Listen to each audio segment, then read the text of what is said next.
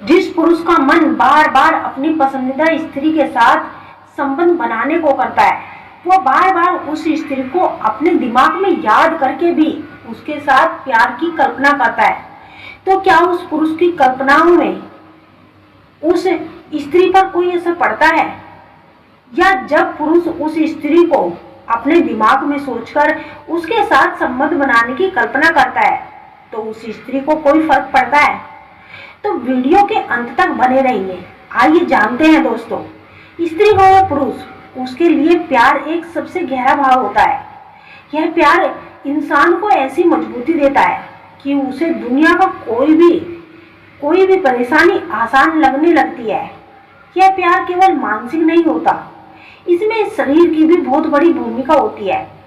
मनुष्य को छोड़कर लगभग सभी अन्य प्रजातियां, नर हो या मादा, एक दूसरे के प्रति केवल प्यार के लिए ही आकर्षित होते हैं।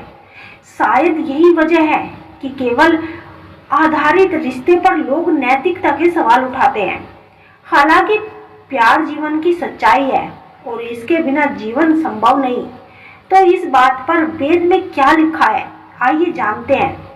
दोस्तों, अर्थवेद में लिखा है, जब एक पुरुष किसी स्त्री के प्रेम में पड़ता है तो उस वक्त वह पुरुष उस स्त्री में पूरी तरह से डूबना चाहता है, चाहे वह शारीरिक रूप से हो या मानसिक रूप से हो या भावनात्मक रूप से हो। जब वह पुरुष उस स्त्री के सामने अपनी भावनाओं को खोलता है तो वह पुरुष उस स्त्री की नजर में बस जाता है। जब पुरुष सच्चे प्रेम में पड़ता है, उस वक्त वह एक बहुत ही अच्छा इंसान बन जाता है और जाहिर है इसका असर उस स्त्री पर तो पड़ता ही है और वह स्त्री भी उस पुरुष के प्रेम में पड़ जाती है और दोनों भावनात्मक रूप से एक दूसरे से जुड़ जाते हैं।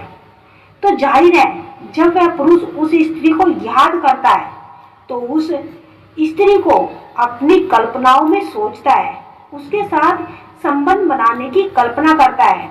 उस वक्त वह अपनी पूरी आत्मा से उस स्त्री को महसूस करता है और अपनी एनर्जी उस स्त्री तक पहुंचाता है।